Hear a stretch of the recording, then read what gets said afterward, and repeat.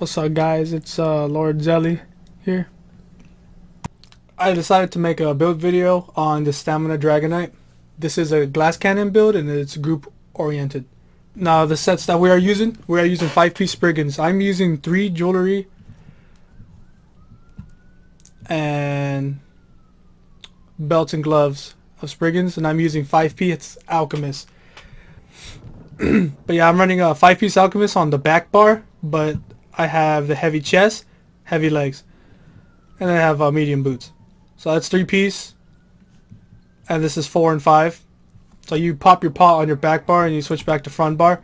Front bar, there's different weapons you could use for the front bar, but I just went with Clever Alchemist so I could get the 4-piece.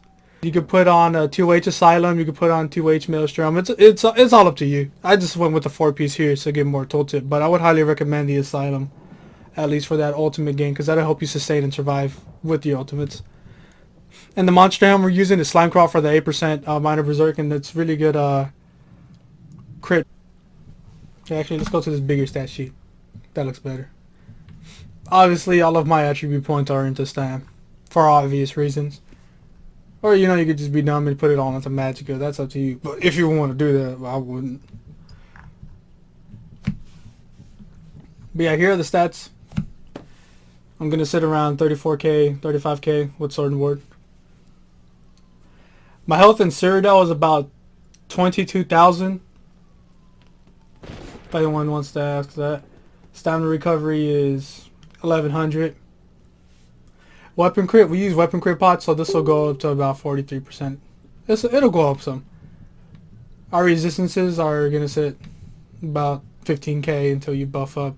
Critical resistance, I put a lot of the CP into this as well because I just don't want to be squishy. Crits will ruin you on this build. And we have 7k physical penetration. I'm going to just do a quick buff up without Alchemist proc. Sitting at 3700 weapon damage. Sitting about 20k resistances.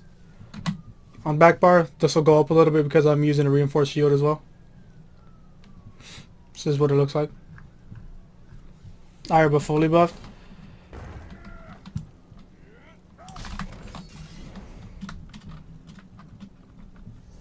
$29k leap tooltip. 5.3k weapon damage. With the weapon damage enchant proccing. As you can see, it's over 4k when you have just Alchemist procced. Alright, now let's go to the skill setup real quick. This is what I'm using, obviously. So I have Stampede for gap closer. I used to run Expert Hunter on my front bar to get a little bit more weapon damage and to give me the major savagery, but I actually removed that recently because I'm using weapon crit pots. So that'll make up for the loss of major savagery from Expert Hunter. And this also is a dot to help me apply pressure, Noxious Breath, and it gives me major fracture. And you can also use it to pull like Night Blades in front of you out of stealth.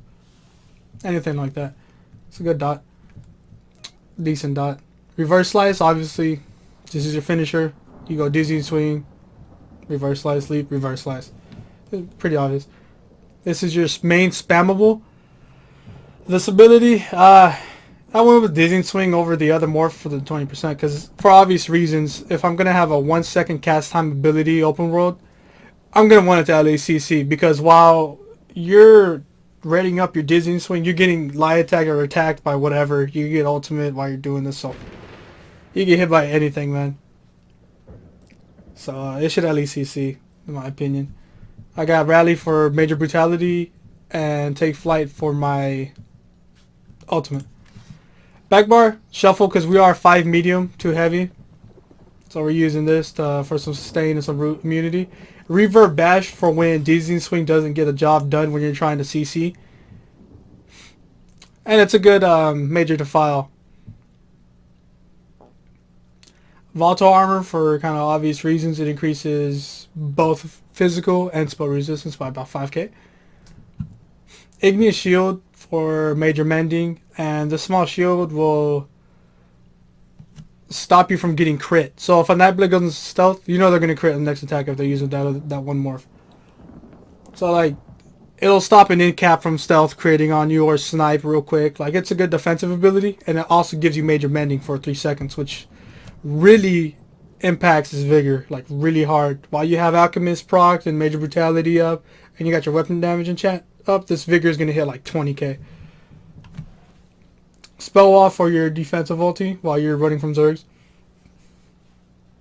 I'm not a big fan of using defensive vaults, but when you're open world and you're outnumbered and you need a way to run, you pop this and you get out of there.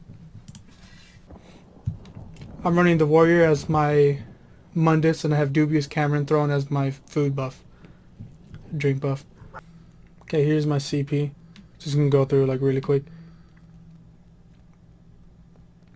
56 into Mighty, 44 into Piercing, 48 into Precise Strikes, 11 into Thumb, 81 into Master at Arms, 66 into Tumbling, 14 into Befoul, 37 into Tenacity, 43 into Mooncalf, 51 into Warlord, 29 into Sprinter, 56 into Hardy, 56 into Elemental Defender, 40 in Thick Skinned, 48 into Ironclad, and last but not least, I have 40 into Resistant. Yeah, this is the build. Hope you guys didn't hear that dog barking in the background. Yeah, this is a Glass Cannon Stamina Dragonite build. I wouldn't really use this too much for dueling or trying to solo PvP, but it can get the job done. This is mainly a group PvP build.